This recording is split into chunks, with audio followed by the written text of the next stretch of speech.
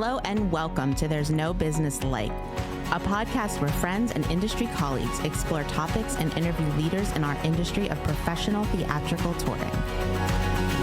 Hello and welcome back to There's No Business Like. I'm Katie Miller with Michigan Maven Creative Associates, and I am in the studio today with my friends Kevin Maynard, Quad City Arts, splitting the border between Iowa and Illinois. Brian Zelmer from KU Presents in Kutztown, Pennsylvania. Well, hi there, Josh Benson, rocking it from Marion, Illinois at the Marion Cultural and Civic Center. and Danielle. It's Danielle Van Hook from the Alden in McLean, Virginia. Well, I am so excited to get into our conversation today, but first, question for all of you. When has something felt like it was meant for you, and what did it lead to?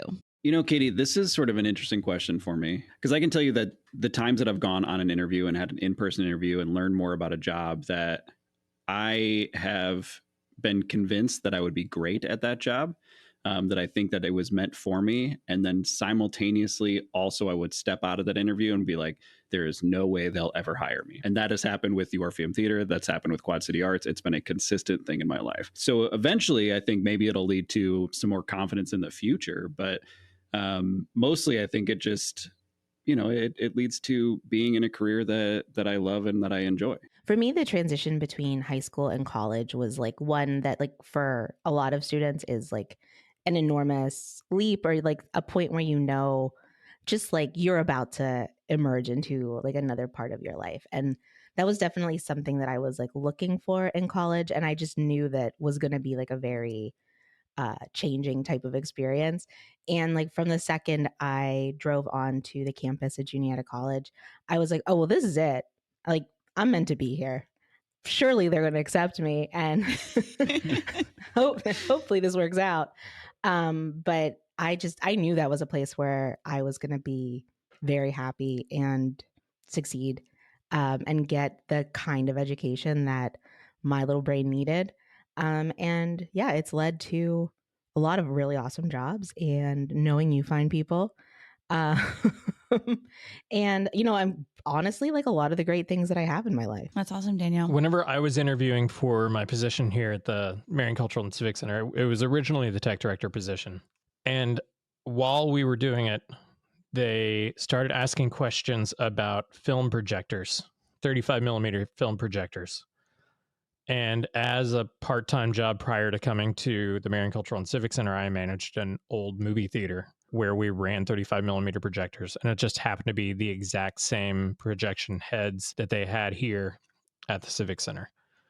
And the more that I answered every single question with detail that they had, I was like, this feels like more of a fit than I ever thought it would be. And from there, I was offered the job within the interview, and it was 3 months later, I was the director. And it led to 16 plus years of you running that institution.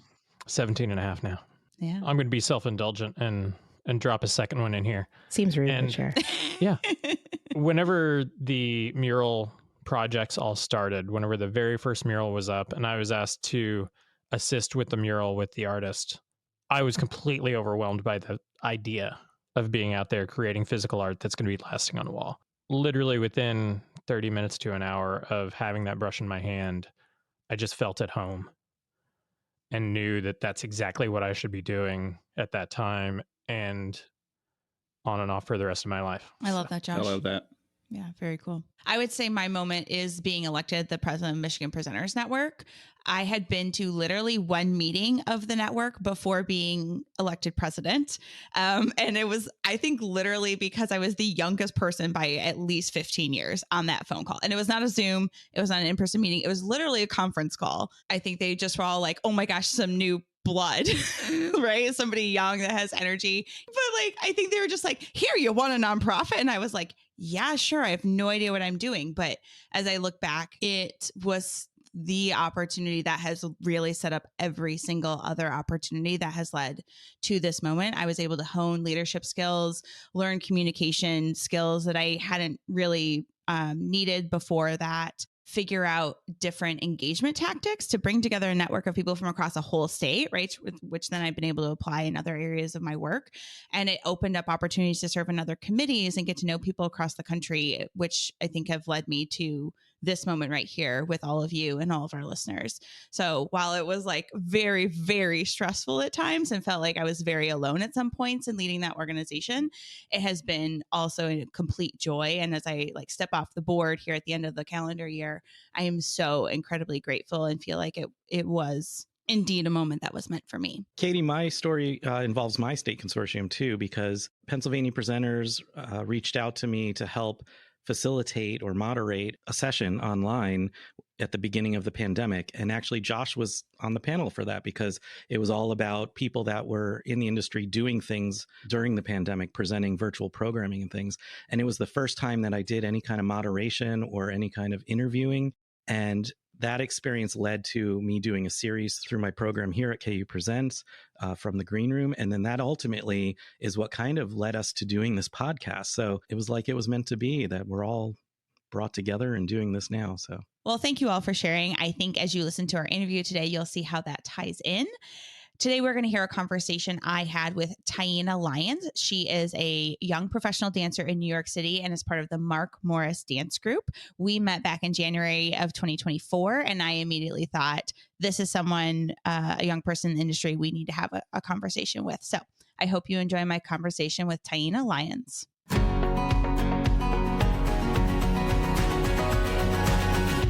Hi, I'm Taína Lyons. I am from San Pedro, California, but currently am residing in the Flatbush area of New York. I am what I would call a multi-hyphenate artist, but also very much an academic. Wonderful. Well, Taína, thank you so much for joining me today on There's No Business Like. I am so excited to have this conversation with you. So we actually just met for the first time in January of 2024. I was in New York. I saw you perform with the Mark Morris Dance Group, and we met afterwards and chatted. And I said, she needs to be a guest on the podcast. So I'm really glad we connected. And I'm really glad to have the chance to chat with you today. Me too. Absolutely. So I'm really full of gratitude that you were able to share more about what you do with me and that we were able to allow our worlds to collide like this. Well, we are going to dive right in. I would love to just learn a little bit more about you, about your background, what we call your origin story here on the show. So tell us a little bit about how you got started in dance and then how you kind of got to where you are today.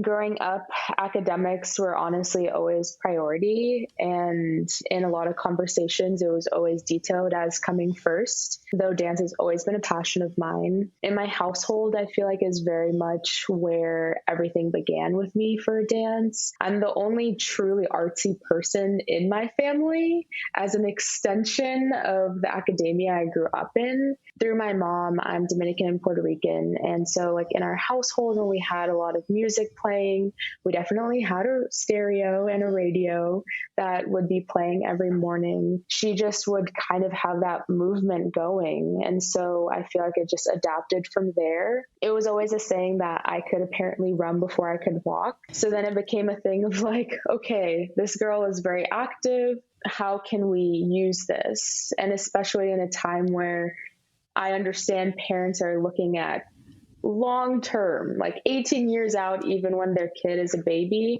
I also know scholarships were kind of a thought in all of this planning, as my mom was a track runner and did that through college. There's a San Pedro Ballet School near my house, and that's actually where I began dancing. And from there, I grew up knowing the name Debbie Allen and saw a performance when I was younger, auditioned, picked up very quickly. From there, just spent my entire childhood going in and out of classrooms, and it led me to the dance career that I'm very fortunate to be in right now, in the sense of sticking to what I wanted to be doing. Dance is not my entire life, but it's definitely a part of my life in a way that I always want to keep present. And so it was a thing of post-college, how many years am I going to give myself? Being in a city like New York, being from California, with the insertion of a pandemic, figuring out what those things look like. I feel like something that's always a fun fact that I love sharing with people is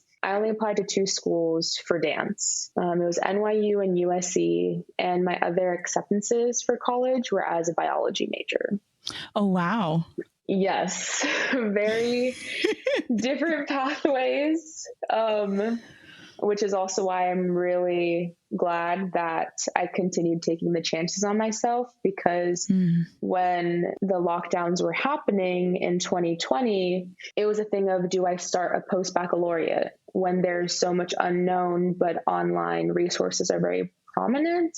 Right. Or do I keep myself on the pathway that I chose by deciding to go to NYU as a dance major with a Spanish minor, continue seeing kind of where the universe was going to be taking my unique and individual trajectory? You started training when you were very young. Obviously, you did dance academy, summer intensives. You trained with the Debbie Allen, which I'm going to ask you about in just a moment. And then you went to NYU. But the Debbie Allen Dance Academy and NYU, those are both pretty intensive environments, I would imagine. So can you talk to us a little bit about what it was like to study at both of those institutions? And what are those environments like as a young dancer? Did you feel supported? Were you inspired? Were they also like... What's so interesting, because even the word young translates to when I was younger, because the tendency throughout my dance career has been to be the youngest in the room. Going to Debbie Allen, I was 4 turning 5. So I was only at the San Pedro City Ballet School for, I think, under a year before making the switch. And at the time, the way levels were at the academy, early birds, the youngest, then pre-academy, then beginners, aka academy, intermediate, and then advanced. When I was turning 5, I was in early birds, but then there were a lot of conversations behind the scenes that happened because Miss Allen wanted to skip me a level and put me into beginners / academy at 5 years old, where everyone else was maybe 10. Wow. My mom being an educator with a background in working with special needs students, like she had a whole certification degree, was a Carnegie Fellow, all this stuff, understanding brain chemistry and what it looks like to have development in that way. It was a conversation of, well, what does that look like at her age, wanting me to still have a childhood. And I feel like a lot of artists say they never had a childhood. I did. I really did. And I'm really grateful for that. So there were a lot of negotiations. So I was the youngest in that. So I had older play sisters and play brothers who really looked out for me when I was advancing like that, and those who I looked up to. So it was so incredible. And I had really strong teachers that clearly saw something in me. My dad always tells me stories about one of my ballet teachers, Madame Dallas, who from early birds to beginners apparently always had me by her side demonstrating, or she would be demonstrating, but have me close to her, especially with that age gap. She's definitely one of the fundamental teachers I had, being able to be as technical and focused as I am to this day. That definitely shifted over time, because with advancements comes jealousy or issues. And so growing up, there were issues with the parents being upset over my progression. And that would look like parents yelling at me because they wanted me to have a play date with their child in order for me to help teach them, even though it's well, we're the same age. Shouldn't we just be having fun? So that was a huge thing. And ever since my first day, what it feels like is Miss Allen was right there. She was super hands-on in the studio growing up. I would have all these conversations with her. She flew me to Atlanta on my own with her, and Louisiana over the years to perform lead roles and doing duets and all of these great opportunities where it was one-on-one time with her. I know she's this huge entity, which is still so crazy to me in a way that I understand it. I understand it, but it's still for me, such a casual occurrence, such a casual relationship. She's definitely my dance mom. Yeah. Oh my gosh. Yeah. Hands down, looks out for me. I've texted and called her up for different advice. here and there. The older I get, the harder it definitely was, especially because once my mom passed, that created a lot of shifts within the adults in the environment, feeling as if they could step in or say things that honestly were highly inappropriate for an adult to be saying to a kid. Interesting. Especially knowing my mom was an educator and she was constantly around. So my mom was always around, but only out of necessity with us living far. So you would always see her on the couch doing schoolwork because she was principal when I went to elementary school at the school she taught at, Will Rogers Elementary. So she wasn't that type of kind of crazy, quote unquote, dance mom in that sense. But it was a very full experience for me at Debbie Allen. Like at the age of 5 years old, you are a professional. Mm-hmm. Like that is how Miss Allen would talk to us, treat us. We all had that respect. We all had integrity. You didn't have fingernail polish on. You didn't chew gum in classrooms. Your hair was out of your face, however that looked like, whatever hair texture, style, just out of your face. There was a certain level of professionalism that was integrated in every level, whether it was we had to have certain classes each week. Maybe if I'm kind of vaguely remembering, it was ballet 4 or 5 times a week. Then you had to take tap class at least once a week. When I was in early birds and beginners, you had to take flamenco, I think twice a week. So there was such versatility in the exposure I got. It was a very supportive place in that sense, especially when I needed it to be. Being a young, malleable mind and body coming into this field that is so intensive. So I've been in a lot of conversations recently and having gone to college and being in a professional world where it was also very crucial and foundational for me to have teachers that looked like me. Whereas I feel like I've been in conversation with a lot of Black dancers who are like, I didn't see myself growing up. I can't say that because that's all I saw and I loved that. And I honestly didn't think differently of it. And so when I went to NYU, there wasn't a culture shock. I didn't feel like there was a huge shift for me because, like I said, ever since I was 5 years old, I was told I was a professional dancer. Right. And I never doubted that. So when the word professional started to come up more environmentally, it was kind of like, well, what are people talking about? Because I've been a professional my whole life, practically. Right. Going to NYU, that became my dream school summer between sophomore and junior year of high school, because it was just like, okay, dance, yes, but also academically so strong. And when I got a scholarship to go there, it was just a no-brainer in how I would figure out making my way to the East Coast after being born and raised on the West Coast, which I know is bittersweet for my family, but they've always known I've wanted to be in New York for college, so not too bad. It is kind of the center of the dance universe, so. Exactly, you know? So it all makes sense for what I want to be doing on the trajectory that I've been going down. Right. Absolutely. So after NYU, you start auditioning for companies, you're doing kind of intensives and some other training, but then you end up with Mark Morris Dance Group. What is that kind of audition process like? How did you end up with Mark Morris? And my question is like, how do you determine if a dance company is right for you? It feels a little bit like a job interview almost, where they're interviewing you, but you're also interviewing them to make sure it's a good fit. So how do you determine that, and why Mark Morris?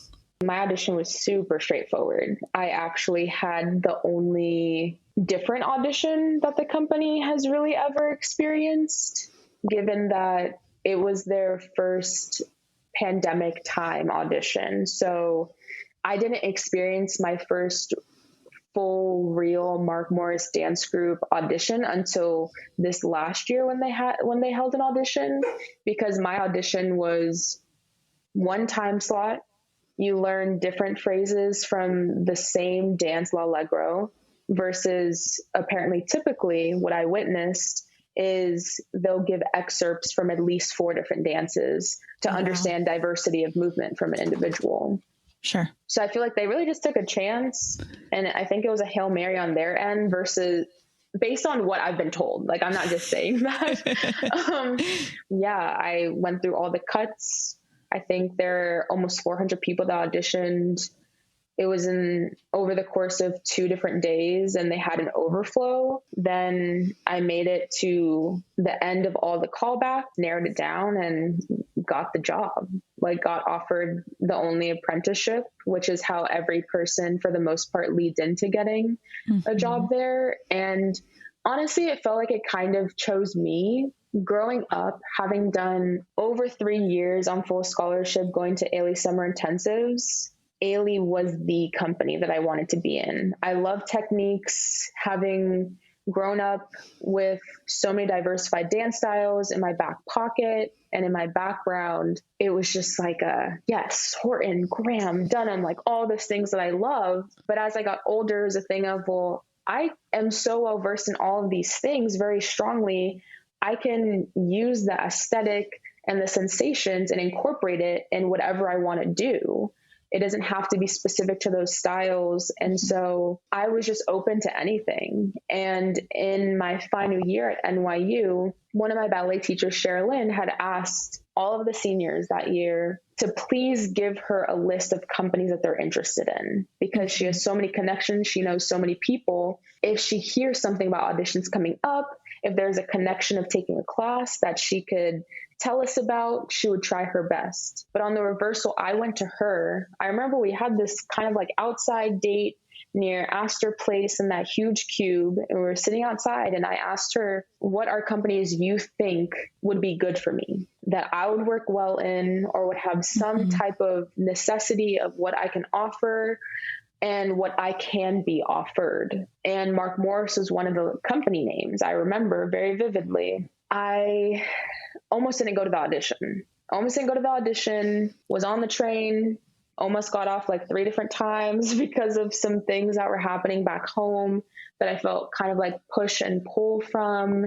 And I really wasn't excited for the audition. And it wasn't because I didn't want to be in the company and I didn't want to go, but I had never felt this way going into an audition.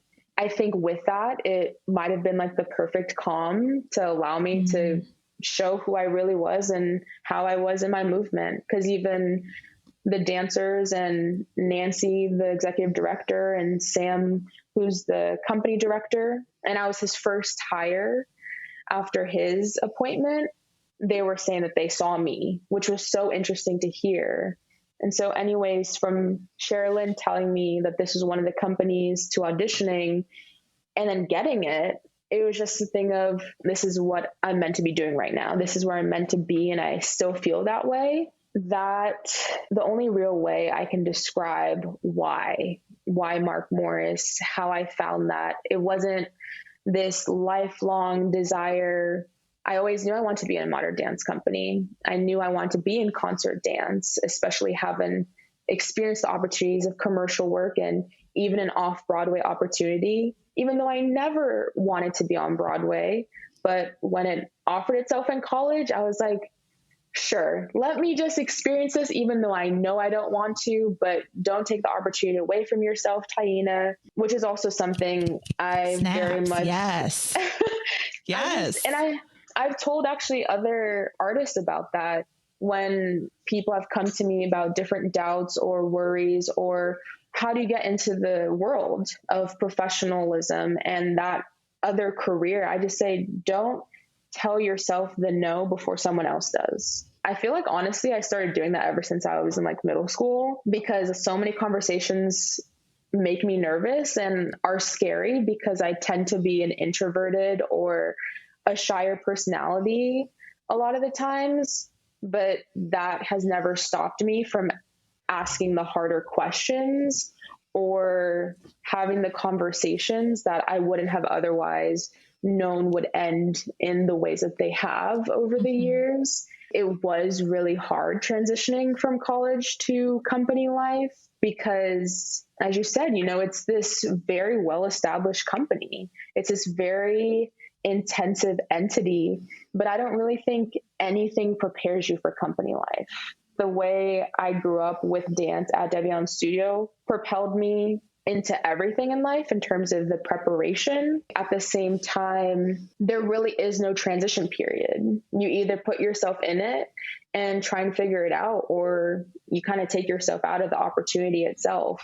You either grow within it or you decide to like move on because it's not for you, or maybe it actually is for you, but it's that second guessing of self, not really seeing certain moments through because of fear, which is very valid. Fear definitely takes a lot of opportunities away from people before the opportunity ever really gets started. So that's incredibly wise for someone who's 24, just turning 25 years old.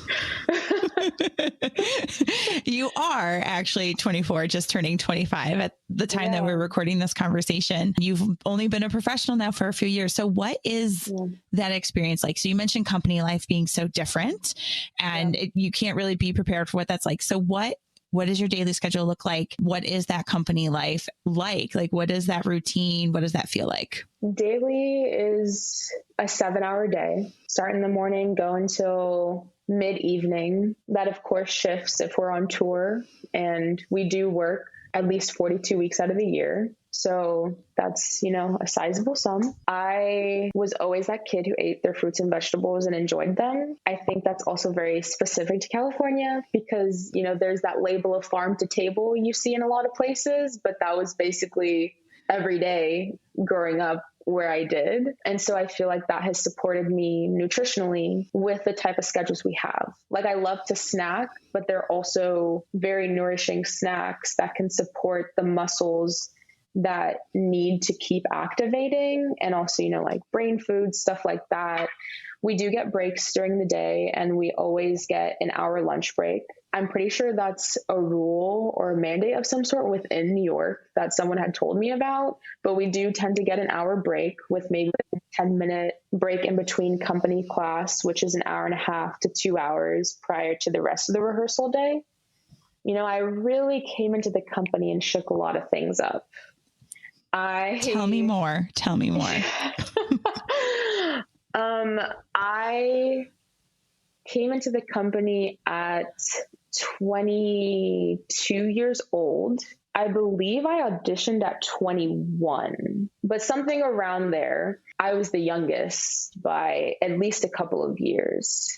People have told me about typecasting within the dance group. I never experienced that in terms of like race, gendering, things like that. So that was, out of the norm. I am the second Black female to ever be fully hired in the company's history, and I'm pretty sure the first Latina female. And so that was also something like very different when it came to questions of undergarments.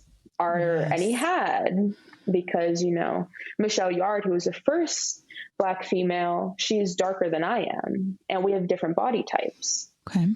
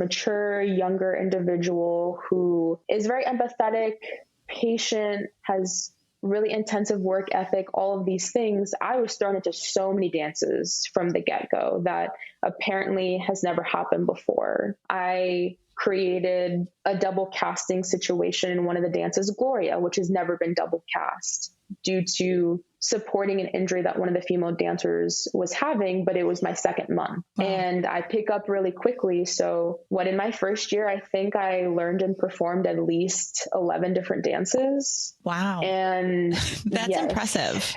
That's really impressive, because concert dance, and for all of our non-dance friends out there, how long do concert, and I'm going to circle back for a second, but concert dance pieces are long. These are not the kind of pop rock things that you're seeing on TV. These pieces can last anywhere from 7, 8, 9 minutes to 25, 30, 40 minutes in length, right? Yes. Oh, absolutely. And even depending on if it's an evening length, it could be an hour and a half, an hour, because two of those dances, Pepperland and Mozart dances, were at least an hour long. Wow. Yes. That's a lot of choreography to learn. Yes. That's so much choreo to learn. And I've always known I've been a quick study. Like, I can also just watch a video and then it's like in my head somewhere. So then when I'm being taught it or I'm being thrown into something, it's somehow already physicalized. Yeah. Like, even, say I'm the company director, has come up to me many a times in my last 2 years being in the company saying, wow, what you just did was very impressive, or I've never seen that before. And even other company members making comments. I wouldn't say I haven't been supported in this space, but I think I've seen a huge range of what that looks like. And with that age scenario, I think I've also been approached and interacted with as if whoever is speaking to me is speaking to themselves at that age, not necessarily the Taína Lyons that I'm presenting to them in a conversation or in some form of engagement. So I feel like that has been an interesting and honestly tough thing to keep navigating. With that, when it comes to like work-life balance, that was a thing that didn't really exist within my first year because I was thrown into so much. And so my weekends, I didn't really have a full weekend until maybe 10 months in, because I was learning 3 dances at a time, 4 dances, and maybe a rehearsal was canceled or switched. And then it's like, oh, Taína, I forgot that you haven't done this before. And I'm like, yeah, hello.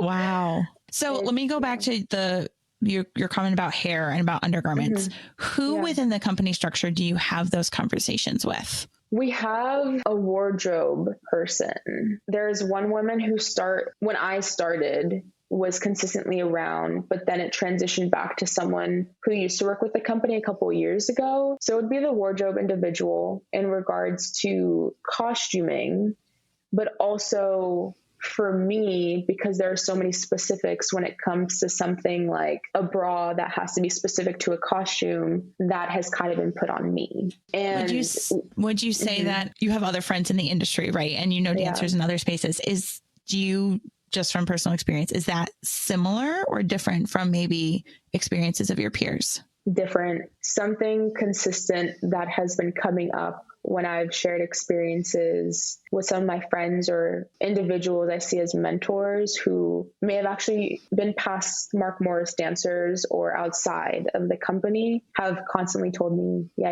I've been through experiences, but I haven't gone through half of the stuff that you've been having to go through or that you've experienced. And I would say like that's definitely one of them, because also those I've talked to may have another person that looks like them in their spaces. Yeah, it's a little different in regards to that type of experience and whether it's more mainstream. Mm-hmm.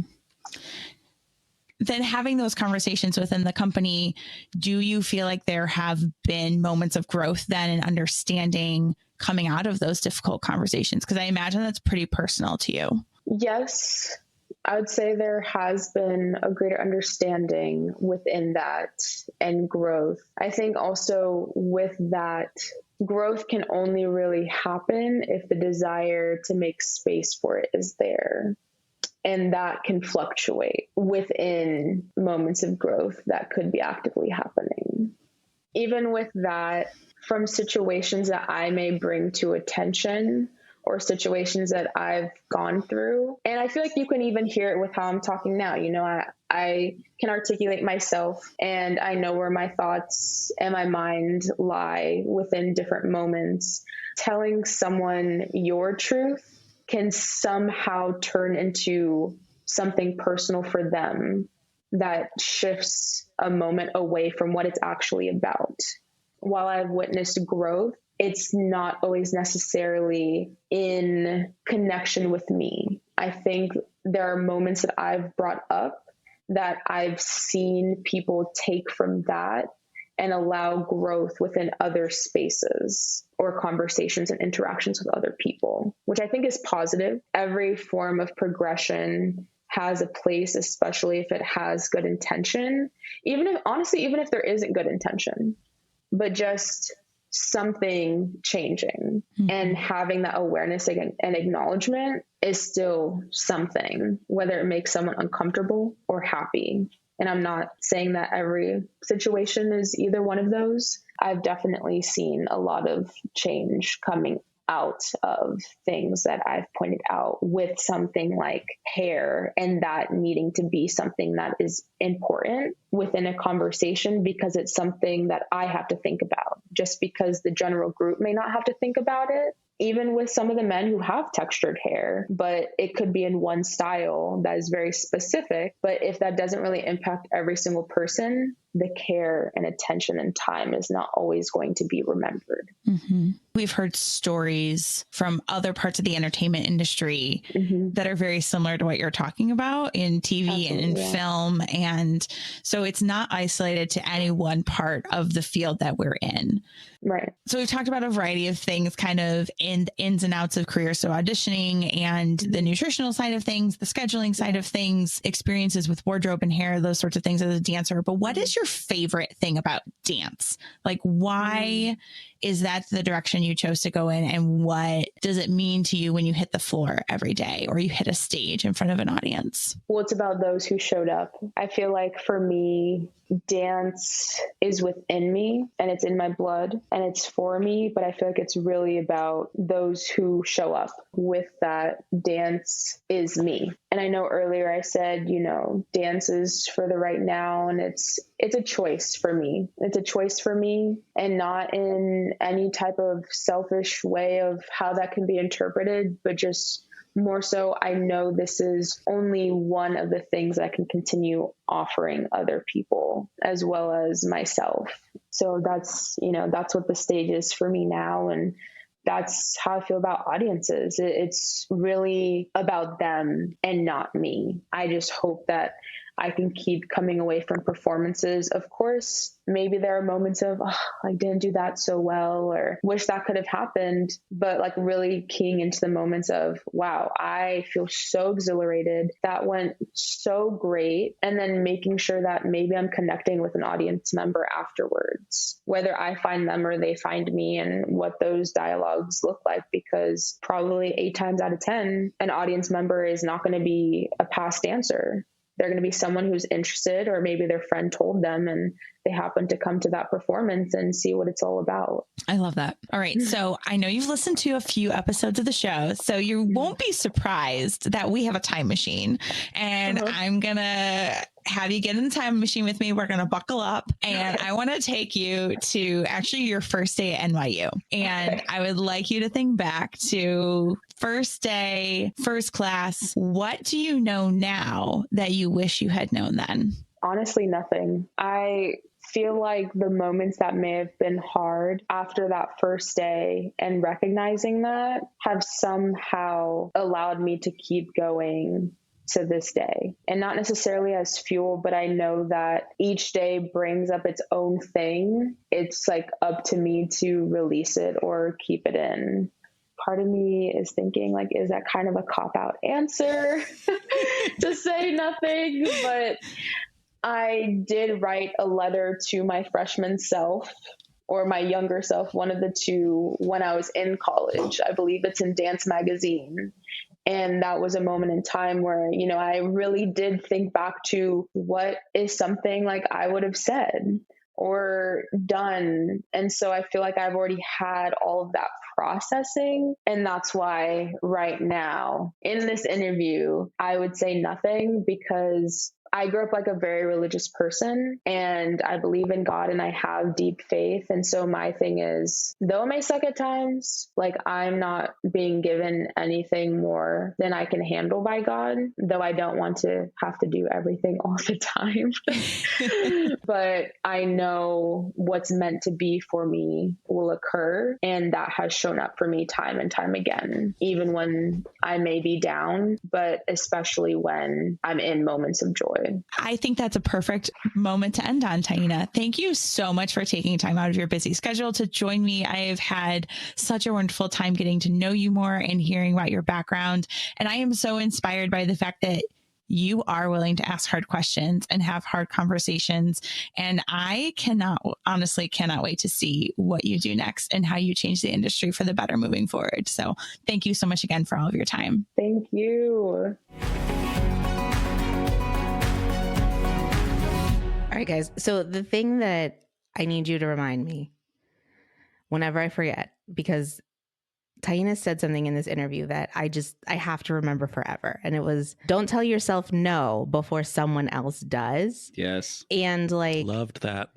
I mean, could we just put that like in a prescription bottle and like just like that?